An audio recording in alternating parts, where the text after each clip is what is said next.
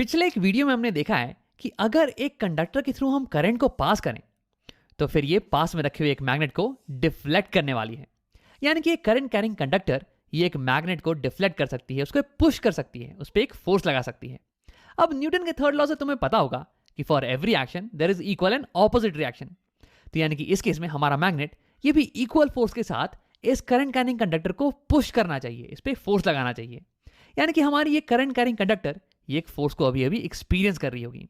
और ये एक अमेजिंग चीज है। इसकी मदद से तुम आगे जाके ये समझोगे कि कैसे फैंस रोटेट करते हैं, कैसे वॉशिंग मशीन ये गोल गोल घूमती है।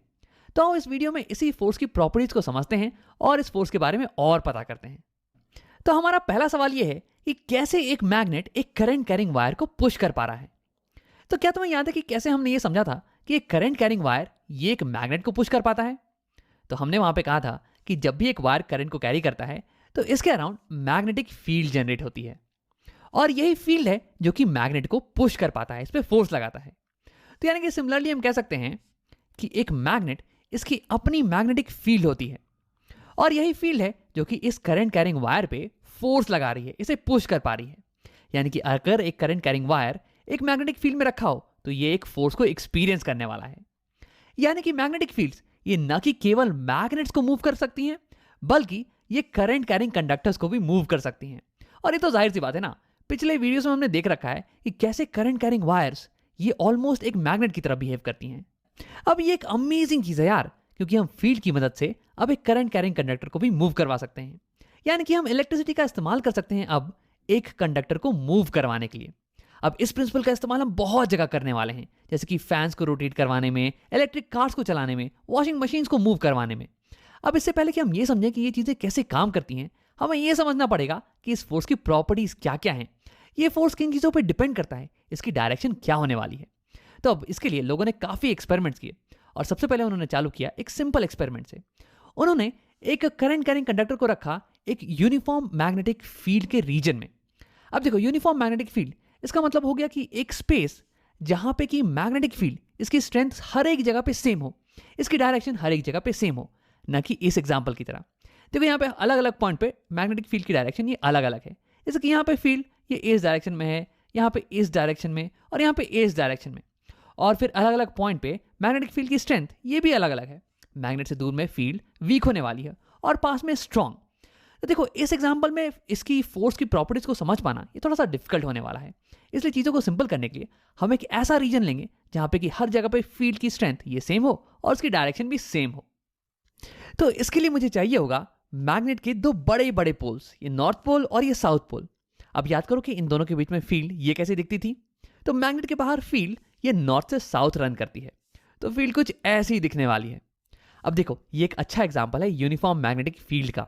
देखो इस स्पेस में, इस रीजन में हमारी फील्ड ये एक ही डायरेक्शन में रन कर रही है और फील्ड की स्ट्रेंथ ये भी ऑलमोस्ट हर जगह पे सेम है। अब तुम सोच रहे होगे ये कैसे हुआ। तो देखो फील्ड की स्ट्रेंथ को हम दिखाते हैं फील्ड लाइंस के बीच में डिस्टेंस को वेरी करके। अगर कहीं पे फील्ड की स्ट्रेंथ ज्यादा हो तो वहां पे हम फील्ड लाइंस को पास पास में ड्रॉ करते हैं, और कहीं पे अगर फील्ड की स्ट्रेंथ कम हो तो वहां पे हम फील्ड लाइन के बीच में डिस्टेंस को बढ़ा देते हैं, उसमें ज्यादा गैप क्रिएट कर देते हैं। तो यहाँ पे देखो, यहाँ पे फील्ड लाइंस के बीच में डिस्टेंस ये ऑलमोस्ट सेम है हर जगह। तो यानी कि हम कह सकते हैं कि हर जगह पे हमारी फील्ड की स्ट्रेंथ ये सेम ही रहने वाली है।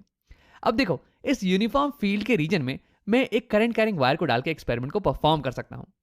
लेकिन तुम्हारे दिमाग में एक सवाल आ रहा होगा, राम तुमने यहाँ पे ये इंडिविजुअल नॉर्थ पोल और ये साउथ पोल ये कहां से लाए? तो देखो इसके लिए तुम दो बड़े बड़े बार मैग्नेट्स का इस्तेमाल कर सकते हो। एक बड़ा सा बार मैग्नेट यहाँ पे और एक यहाँ पे। मैंने पूरे मैग्नेट को दिखा के नहीं रखा है। या फिर तुम एक बड़े से हॉर्स शू मैग्नेट का इस्तेमाल कर सकते हो। ये कुछ ऐसा दिखता है, हॉर्स के शू की तरह, यानी कि घोड़े के नाल की तरह। और देखो यहाँ पे जो पोल्स है ना ये बिल्कुल ऐसे ही अरेंज्ड है जैसे कि हमें यहाँ पे अपने एक्सपेरिमेंट में चाहिए। तो हाँ, ये हो गया हमारा यूनिफॉर्म मैग्नेटिक फील्ड का रीजन। और यहाँ पे अगर मैं एक करंट कैरिंग वायर को रखूं तो इस मैग्नेटिक फील्ड के कारण ये एक फोर्स को एक्सपीरियंस करने वाला है। अब आओ कुछ एक्सपेरिमेंट्स करते हैं और इसी फोर्स की कुछ प्रॉपर्टीज के बारे में समझते हैं। तो ये हो गई मेरी करंट कैरिंग वायर और इसे मैंने डाल दिया है मैग्नेटिक फील्ड के बीच में। अब ये एक फोर्स को एक्सपीरियंस करने वाला है। तो देखो सबसे पहली चीज हमें ये पता चली कि इस वायर पे लगने वाला फोर्स ये कैसे रिलेटेड है इस वायर के थ्रू बहने वाले करंट से। मतलब कि अगर मैं इस वायर में ज्यादा करंट को फ्लो करवाऊं ना तो क्या ये अब ज्यादा फोर्स को एक्सपीरियंस करेगा या फिर कम फोर्स को या फिर सेम फोर्स को? तुम क्या सोचते हो? एक बार वीडियो को पॉज करो और उसके बारे में खुद से सोचने की कोशिश करो। अब अगर तुमने ट्राई कर लिया है तो आओ देखते हैं। देखो, हमने ये देख रखा है कि ये करंट कैरिंग वायर ये एक मैग्नेट की तरह बिहेव करता है, और जब हम एक मैग्नेट को एक मैग्नेटिक फील्ड में डालते हैं ना, तो फिर ये एक फोर्स एक्सपीरियंस करता है। तो देखो, यहां पे इस केस में अगर हम इस करंट को बढ़ा दें, तो यानी कि ये वायर एक स्ट्रॉन्गर मैग्नेट की तरह बिहेव करने वाला है, और अगर तुम एक स्ट्रॉन्ग मैग्नेट को मैग्नेटिक फील्ड में डालो तो ये ज्यादा फोर्स को एक्सपीरियंस करने वाला है। तो यानी कि इस केस में अगर हम करंट को बढ़ाएंगे तो ये एक स्ट्रॉन्ग मैग्नेट की तरह बिहेव करेगा और ये ज्यादा फोर्स एक्सपीरियंस करेगा। तो यही है हमारा रिजल्ट नंबर 1। मोर करंट मतलब कि मोर फोर्स। अब इसका वाइस वर्सा भी ट्रू है। अगर मैं करंट को रिड्यूस कर दूं तो ये कम फोर्स को एक्सपीरियंस करने वाला है, या फिर अगर मैं करंट को स्टॉप कर दूं, जीरो कर दूं, तो फिर ये जीरो फोर्स एक्सपीरियंस करने वाला है। अब एक्सपेरिमेंट से एक और नई चीज सामने निकल के आई, और ये बहुत ही इंटरेस्टिंग है। इसे हम गेस बिल्कुल भी नहीं कर सकते थे, और वो ये है कि जो force on the current carrying wire है ना, ये डिपेंड करता है एंगल पे, angle between the current carrying wire and the magnetic field. और जब ये एंगल 90 डिग्रीज होगा तब ये फोर्स मैक्सिमम होने वाला है। तो ये हो गया हमारा रिजल्ट नंबर 2।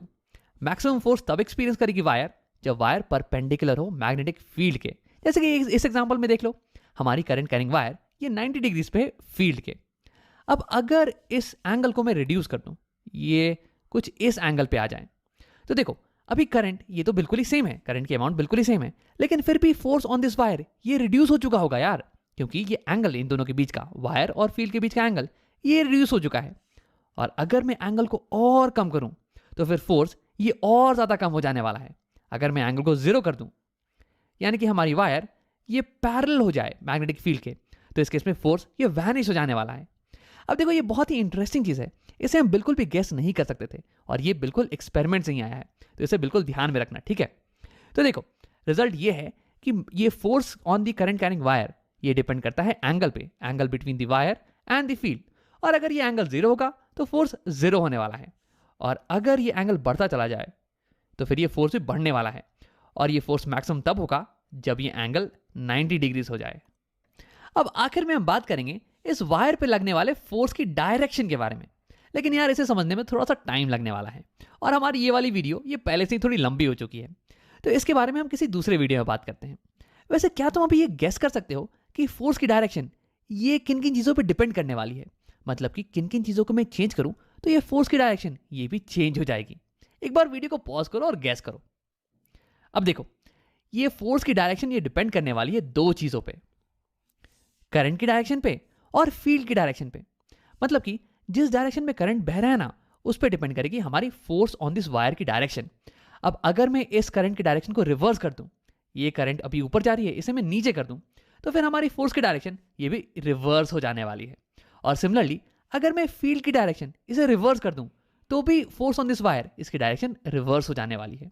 लेकिन इसके बारे में हम डिटेल में बात करेंगे किसी और वीडियो में, तो इसे लेकर तुम घबराना मत। अब हम वीडियो को यहीं पे खत्म करते हैं। हमने इस वीडियो में देखा कि अगर मैं करंट कैरिंग वायर को एक मैग्नेटिक फील्ड में डालूं तो ये एक फोर्स को एक्सपीरियंस करने वाला है। अब इसी का इस्तेमाल हम कर सकते हैं इलेक्ट्रिसिटी को मोशन में कन्वर्ट करने के लिए। फिर हमने इस फोर्स की कुछ कुछ प्रॉपर्टीज देखी। हमने ये देखा कि अगर इस वायर में ज्यादा करंट हम भेजेंगे तो इस पर ज्यादा फोर्स लगने वाला है, और मैक्सिमम फोर्स तब लगेगा जब ये वायर ये मैग्नेटिक फील्ड के परपेंडिकुलर हो।